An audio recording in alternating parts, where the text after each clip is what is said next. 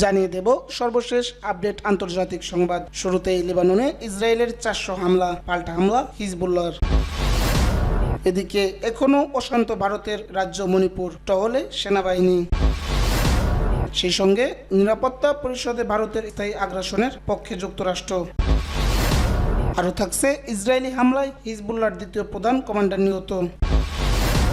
এবং সর্বশেষ ভারতকে পারমাণবিক সাবমেরিন, আন্ডার ওয়াটার ড্রোন দেবে ফ্রান্স। তখন শুনছিলেন সংবাদ শিরোনাম, এখন বিস্তারিত। লেবাননে ইসরায়েলের 400 হামলা, পাল্টা হামলা হিজবুল্লাহর। লেবাননে হিজবুল্লাহর বিভিন্ন লক্ষ্যবস্তুতে 400 হামলা চালিয়েছে ইসরায়েলি বাহিনী। শনিবার এমন দাবি করেছে ইসরায়েলি সামরিক বাহিনী। অপরদিকে ইসরায়েলের হাইফা শহরের কাছে রামাত ডেভিড ঘাঁটিতে রকেট হামলা চালিয়েছে বলে দাবি করেছে হিজবুল্লাহ। রোববার আল জাজিরার প্রতিবেদনে বলা হয়, গাজা যুদ্ধ শুরুর পর ইসরায়েলি বাহিনী ও হিজবুল্লাহর মধ্যে এটাই সবচেয়ে বড় সংঘাতের ঘটনা। এক বিবৃতিতে ইসরায়েলি সামরিক বাহিনীর মুখপাত্র ড্যানিয়েল হাগারি বলেছেন, ইসরায়েলি নাগরিকদের বিরুদ্ধে হুমকি মোকাবিলায় দক্ষিণ লেবাননে হিজবুল্লাহর লক্ষ্যবস্তুতে ব্যাপক হামলা চালানো হয়েছে। হামলায় অনেকগুলো যুদ্ধবিমান ব্যবহার করা হয়েছিল। লেবাননের স্থানীয় সংবাদ মাধ্যম জানিয়েছে, ইসরায়েলি যুদ্ধবিমান শনিবার সন্ধ্যা থেকে দক্ষিণ লেবাননে বড় ধরনের বিমান হামলা চালিয়েছে। এর আগে শুক্রবার 150টি রকেট দিয়ে ইসরায়েলের সীমান্ত এলাকায় হামলা চালায় হিজবুল্লাহ। তবে এই হামলায় প্রাথমিকভাবে কেউই হতাহত হওয়ার খবর পাওয়া যায়নি। এদিকে নিজ দেশের নাগরিকদের লেবানন ছাড়ার আহ্বান জানিয়েছেন যুক্তরাষ্ট্র। মার্কিন পররাষ্ট্র দপ্তর গতকাল শনিবার এক বিবৃতিতে নিজেদের নাগরিকদের লেবানন ছাড়ার আহ্বান জানায়। সাম্প্রতিক সময়ে ইসরায়েল ও হিজবুল্লাহর মধ্যে সহিংসতা তীব্র আকার ধারণ করায় এমন সতর্কতা অবলম্বন করেছে দেশটির পররাষ্ট্র দপ্তর। পররাষ্ট্র দপ্তরের বিবৃতিতে বলা হয়েছে, হিজবুল্লাহ ও ইসরায়েলের মধ্যে চলমান সংঘর্ষের অপ্রত্যাশিত পরিস্থিতির কারণে এবং লেবানন জুড়ে সাম্প্রতিক বিস্ফোরণের কারণে মার্কিন দূতাবাস নিজ দেশের নাগরিকদের লেবানন ছেড়ে যাওয়ার জন্য অনুরোধ করেছে। এখনও অশান্ত মণিপুর, টহলে সেনাবাহিনী। ভারতের অশান্ত মণিপুর রাজ্যে এখনও সেনাবাহিনী টহল দিচ্ছে।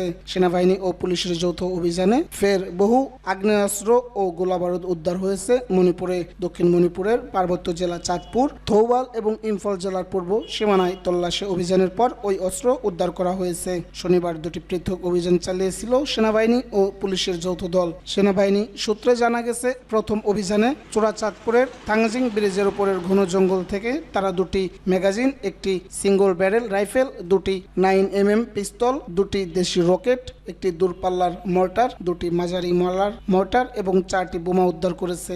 আর এক দফা অভিযানে থৌবাল এবং ইম্ফলের পূর্ব সীমানার চাংবিং গ্রাম থেকে দুটি কার্বাইন মেশিনগান, দুটি পিস্তল, একটি সিঙ্গেল ব্যারেল বন্দুক এবং 9টি হ্যান্ড গ্রেনেড সহ আরও নানা আগ্নেয়াস্ত্র উদ্ধার করা হয়েছে। উদ্ধারকৃত সমস্ত অস্ত্র হস্তান্তর করা হয়েছে মণিপুর পুলিশের কাছে। উল্লেখ্য, সম্প্রতি কংপোকপি এবং পশ্চিম ইম্ফলের দুটি জায়গায় ড্রোন হামলাকে কেন্দ্র করে মণিপুরের মেইতেই ও কুকি জনগোষ্ঠীর মধ্যে সংঘর্ষের পরিস্থিতি নতুন করে উত্তপ্ত হয়ে ওঠে। এর মাঝে শুক্রবার পূর্ব ইম্ফলের বড় নাশকতার ছক বানচল করেছেন সেনাবাহিনী। বাংজং ও ইথাম গ্রামের পাহাড়ি রাস্তায় পুঁতে রাখা 7টি আইডির সন্ধান পেয়ে তা নিষ্ক্রিয় করা হয়েছে। বিস্ফোরকগুলোর মোট ওজন প্রায় 28.5 কেজি। তবে এর মধ্যেই মণিপুরের উত্তপ্ত পরিস্থিতি নিয়ে শুরু হয় রাজনৈতিক বিতর্ক।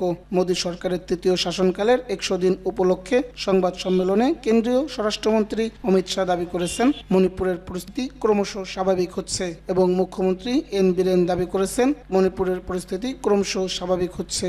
নিরাপত্তা পরিষদে ভারতের স্থায়ী আসনের পক্ষে যুক্তরাষ্ট্র। জাতিসংঘের নিরাপত্তা পরিষদের স্থায়ী সদস্য 5 দেশ যুক্তরাষ্ট্র, চীন, ফ্রান্স, রাশিয়া ও যুক্তরাজ্য। তবে গত কয়েক বছর ধরেই এর অংশ হতে বিশ্ব সংস্থাগুলোকে চাপ দিয়ে আসছিল ভারত। এবার ভারতকে জাতিসংঘের নিরাপত্তা পরিষদের স্থায়ী সদস্য হতে সমর্থন দিয়েছে যুক্তরাষ্ট্র। এ ব্যাপারে মার্কিন প্রেসিডেন্ট জো বাইডেন ভারতের প্রধানমন্ত্রী নরেন্দ্র মোদীকে সমর্থন জানিয়ে বলেছেন, সংশোধিত জাতিসংঘের নিরাপত্তা পরিষদে ভারতের স্থায়ী সদস্য পদ সহ দেশটির গুরুত্বপূর্ণ কণ্ঠস্বর প্রতিফলিত করার জন্য মার্কিন যুক্তরাষ্ট্র বিশ্বব্যাপী সংস্থাগুলির সংস্কারের উদ্যোগে সমর্থন করে। রোববার ভারতের প্রধানমন্ত্রী মোদী, জাপানের প্রধানমন্ত্রী ফুমিও কিশিদা এবং অস্ট্রেলিয়ার অ্যান্টনি আলবেনি নিজ উপস্থিত থাকা স্কোয়াড লিডার্স সামিটে প্রেসিডেন্ট বাইডেন এই বিবৃতি দিয়েছেন। প্রেসিডেন্ট বাইডেনের বিবৃতির পর কোয়াড নেতারা সদস্যপদ স্থায়ী এবং অস্থায়ী বিভাগের সম্প্রসারণের মাধ্যমে ইউএনএসসির সংস্কারের সমর্থন দিয়েছেন। এ ব্যাপারে একটি যৌথ বিবৃতিতে নেতারা বলেছেন,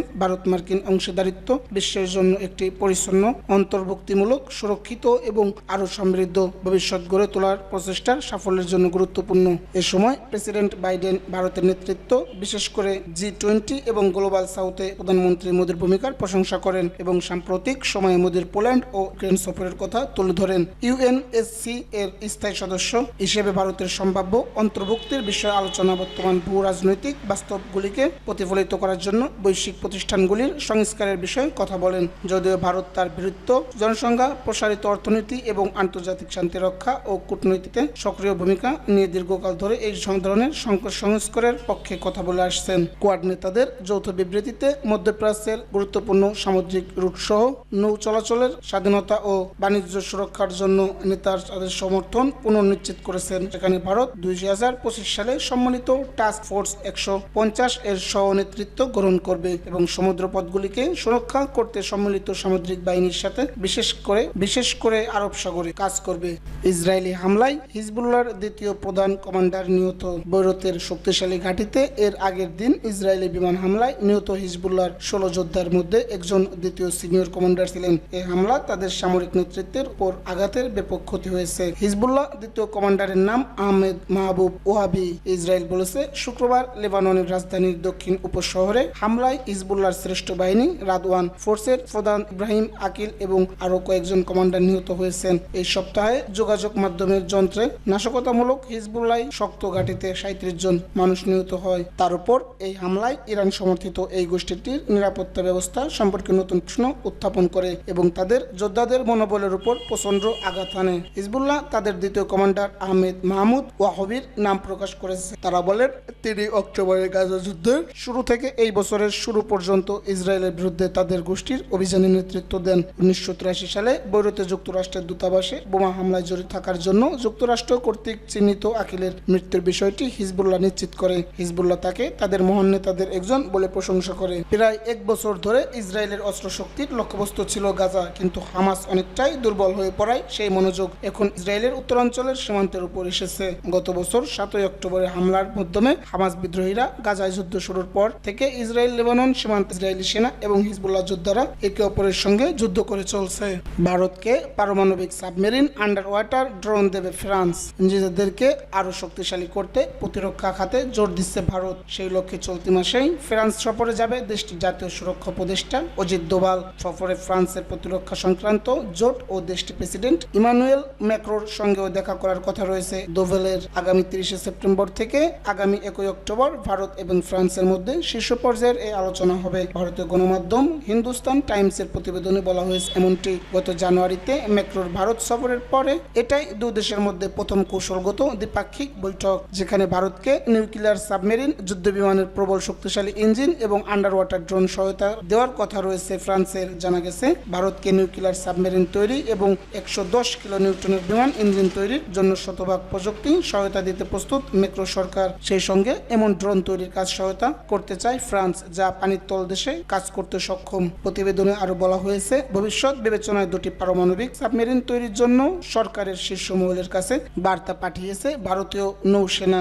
সেই আবহেই সাবমেরিন নিয়ে ফ্রান্সের কাছ থেকে প্রস্তাব এসেছে। সেই সঙ্গে গোয়েন্দা তথ্য সংগ্রহ এবং নজরদারির ক্ষমতা বৃদ্ধির জন্য বিশেষ সিস্টেম প্রদানেরও প্রস্তাব দিয়েছে ফ্রান্স, যা সাবমেরিনের মতো ভারতীয় নৌসেনার সম্পত্তি রক্ষার ক্ষেত্রে সহায়তা করবে। প্রতিবেদনে আরো বলা হয়েছে, যুদ্ধ বিমান ইঞ্জিন তৈরির পর যে প্রস্তাব দিয়েছে ফ্রান্স তা হবে ভারতের সম্পত্তি এবং তৃতীয় কোনো দেশ বিক্রি করতে পারবে না ভারত।